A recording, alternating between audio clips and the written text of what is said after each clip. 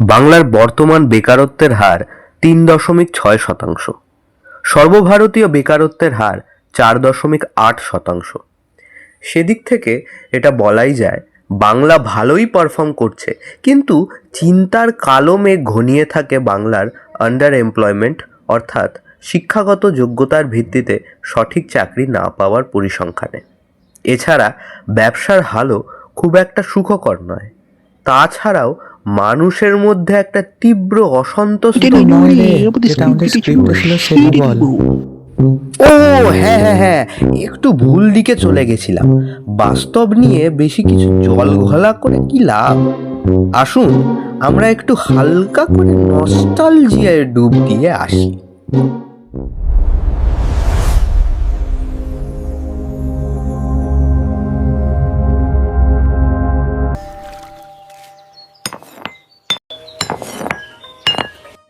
আজ আমরা বাংলার কিছু হারিয়ে যাওয়া বা বিলুপ্তপ্রায় জীবিকা নিয়ে কথা বলবো। প্রথমে আমরা বলবো জলবাহকদের কথা, কারণ জল মানে জীবন, আর জীবন মানেই থাম, ওরা আমাদের টাকা দেয়নি মার্কেটিং এর জন্য। তাহলে কে দিয়েছে? কেউ না। ওইটা কেউ না। যাই হোক, টপিকে আবার ফিরে আসি। জলবাহকরা মোঘল আমলে ভারত তথা বাংলায় আসে। প্রাথমিকভাবে এরা বিনামূল্যে গ্রামে গ্রামে জল সরবরাহ করত। তৃষ্ণার্ত ও পথশ্রমে ক্লান্ত মানুষদের সাহায্যের হাত বাড়িয়ে দিত তারা। এই জলবাহকেরা একটা বিশেষ নামে পরিচিত ছিল, তা হলো ভিস্তি। এই ভিস্তি নামটি এসেছে ফার্সি শব্দ বেহেস্ত থেকে, যার অর্থ হলো স্বর্গ। একসময় যা ছিল অভাবগ্রস্ত ব্যক্তির জন্য সাহায্যের পথ, তা পরে যুগের নিয়মে পরিণত হয় জীবিকায়। এরা এই জল বহনের জন্য ছাগলের চামড়া দিয়ে তৈরি এক বিশেষ প্রকার ব্যাগ ব্যবহার করত, যাকে মাসক বলা হতো। যদিও আগে এই মাসক তৈরি হতো উটের চামড়া, কিন্তু অত্যধিক দামের জন্য বর্তমানে ছাগলের চামড়া দিয়েই এগুলি তৈরি করা হয়। বর্তমানে আমরা প্রায় সব জায়গাতেই ঠান্ডা জল ও সাধারণ জলের কল দেখতে পাই, আর যেখানে পাই না সেখানে বিশ্বশ্রী, বিলেরি, বিষেরি মানে আসলটা বাদে সব ধরনেরই জলের বোতল পেয়ে যাই। তাই ভিস্তি আজ এক বিলুপ্ত প্রায় জীবিকা। ভিস্তির পর আমরা যে বিশেষ জীবিকার কথা বলবো তা হলো পাংখাওয়ালাদের কথা। ভিস্তিদেরকে তাও যা হাতে গুনে কিছু কিছু জায়গায় দেখা যায়, এই পাংখাওয়ালাদের আজ আর কোথাও দেখা যায় না। পাংখাওয়ালারা সুপ্রাচীন কাল থেকেই ভারতের বিভিন্ন জায়গায় ছিলেন।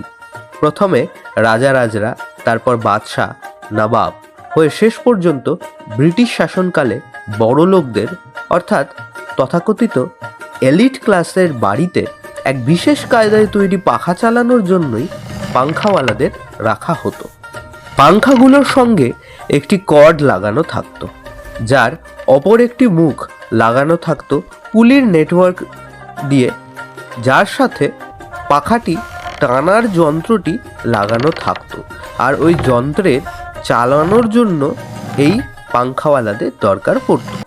এদের কাজ ছিল একটুও না থেমে সমানে পাখাটি চালিয়ে যাওয়া।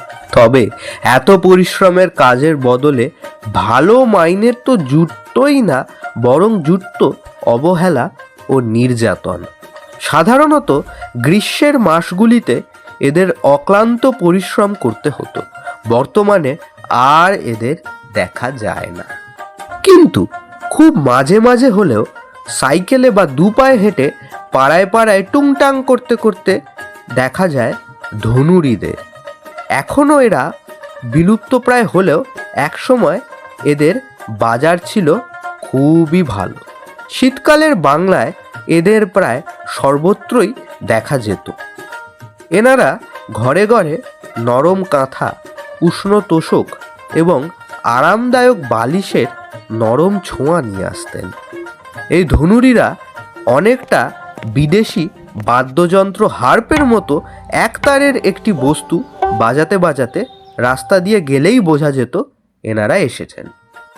এরা মূলত যে যন্ত্রটি ব্যবহার করেন তা তুলো ছাড়ানোর জন্য ব্যবহৃত হয়। যন্ত্রটি সাধারণত ধুনাই বলেই পরিচিত। গ্রীষ্মকাল যেমন পাংখাওয়ালা, ঠিক তেমনি শীতকাল ছিল ধনুরিদের খুবই কাজের সময়। হাল ফ্যাশনের কম্বল ও সিনথেটিক তুলোর বালিশ ও গদির যুগে এই ধনুরিদের জীবিকাও আজ বিলুপ্তির পথে। শিলনোড়া জিনিসটা বাঙালির বাড়ির এক অমূল্য সম্পদ। সে শনিবারের বিউলির ডাল, আলু পোস্ত বাটতেই হোক বা রবিবারের পাঁঠার মাংসের মশলা বাটতেই হোক, শিলনোড়া হলো খুবই গুরুত্বপূর্ণ। বর্তমান যুগের মিক্সার গ্রাইন্ডার এর ধারে কাছেও আসে না। তবে মিক্সার গ্রাইন্ডারের মতোই এই শিলনোড়ারও বিশেষ যত্ন নেওয়ার প্রয়োজন আছে। আর শিলনোড়ার যত্ন নেওয়ার জন্য যাদের ডাক পড়ে তাঁরাই হলেন এই শিল কাটানোওয়ালা। শিল কাটাও বলে ডাক পারতে পারতে পাড়ায় পাড়ায় ঘুরে বেড়ান এরা। কোথাও কোনো বাড়িতে ডাকলে হাতুড়ি ও ছেনির নিখুঁত কারিগরিতে শিল ও নোড়ায় সুন্দর নকশা এঁকে দেন। ফলে দীর্ঘদিনের ব্যবহারের ফলে মসৃণ হয়ে যাওয়া শিল ও নোড়া একটু খড়খড়ে হয়ে যায়, যা শিলনোড়াটিকে আবার ব্যবহারযোগ্য করে তোলে।